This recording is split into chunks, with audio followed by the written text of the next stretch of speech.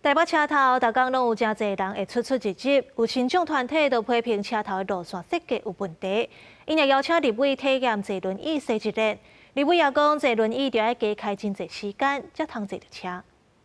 这有点斜坡，有点恐怖。不要乱起来。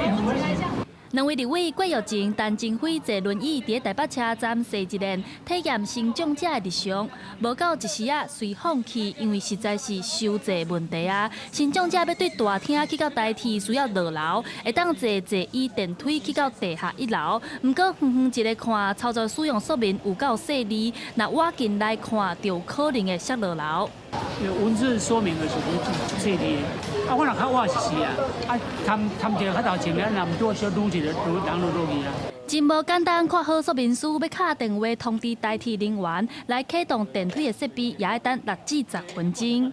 要在这边等待6到10分钟，但这个很危险这个是因为也是人来人往。 目睭看无的视障者感受搁较歹，伊讲目前台北车头东南西北4个门，就敢若西门有说视障指引的岔路转，毋若是出入真吃力，搁要找足久才找有路。台湾高铁伫倒位我找无啊，所以完全无一个会当指引我的迄个引导砖伫倒位我唔知。针对视障者这个不便，台铁也出面回应，讲会随改进。刚才6到10分钟，我们。